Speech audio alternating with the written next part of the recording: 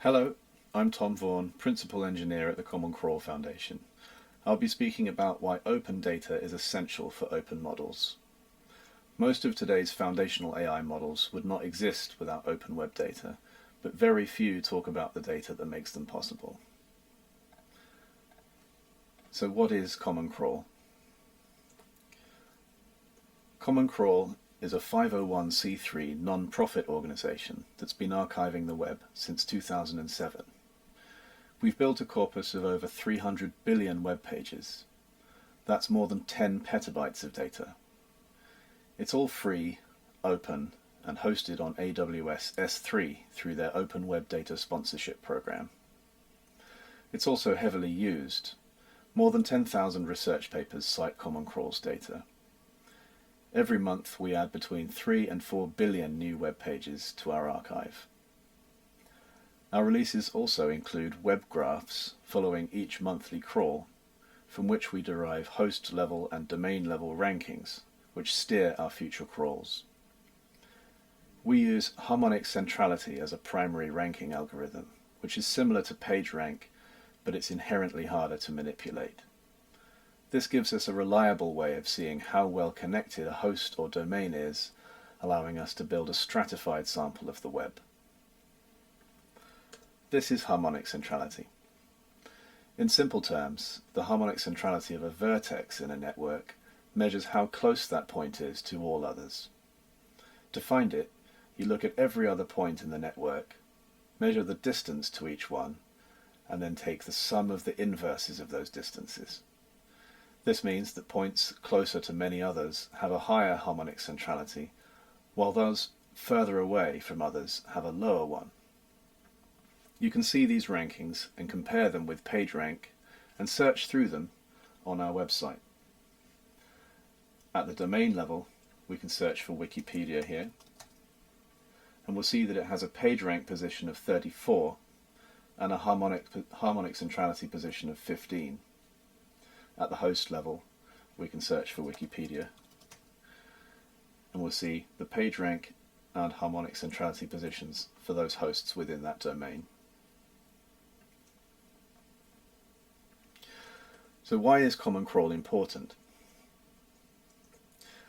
This is a cumulative plot of Common Crawl's citations in Google Scholar until January of 2025. You can see when the Transformer paper was released in June of 2017. You can see when OpenAI released GPT-2 in February of 2019, and when Big Science Bloom was released in July of 2022. For comparison, the Hubble Space Telescope is cited in 1,000 papers per year. Common Crawl is the backbone of modern AI.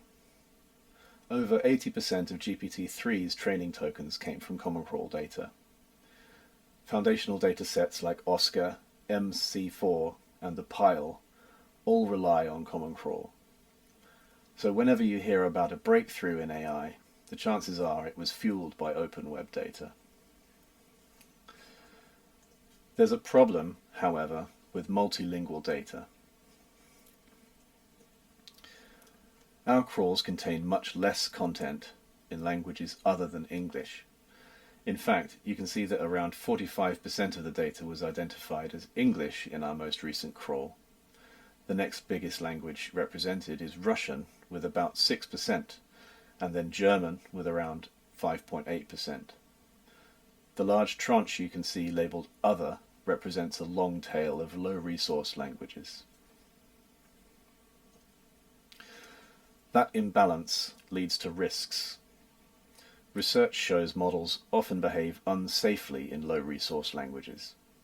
GPT, Palm 2, Llama 2, and Vicuna give unsafe responses for queries in languages other than English. Imagine selling a car where the brakes and the seatbelts only work in English-speaking countries. No one would accept that. Yet that's effectively what is happening with AI today. One way forward is better language annotations.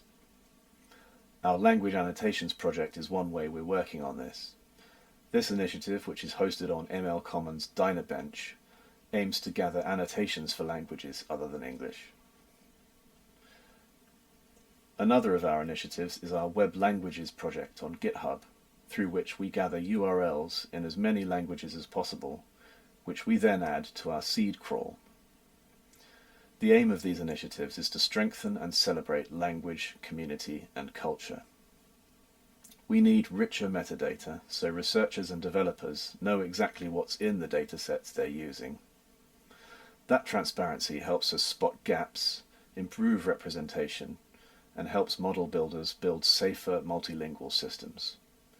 Without clarity on what's inside the data, we can't hope to fix the problems downstream in the models.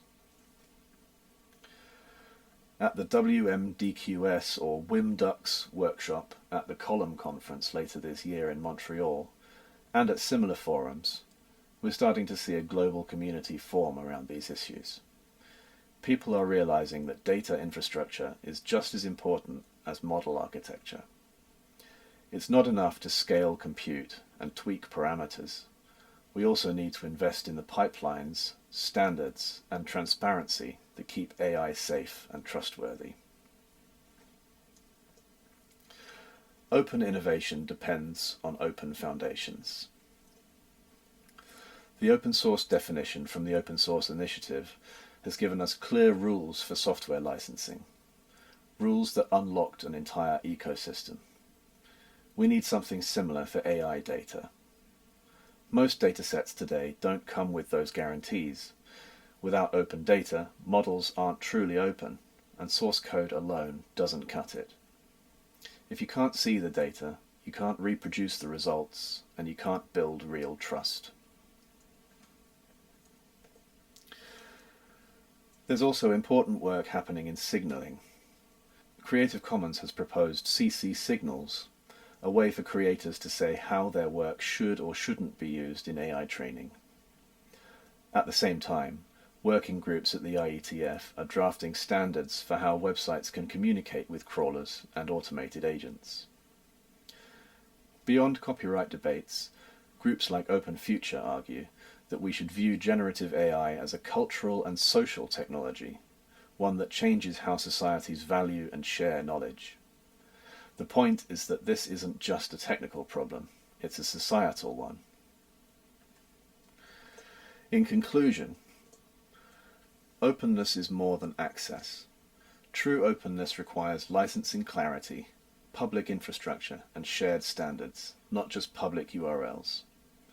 Web-scale datasets deserve web-scale governance.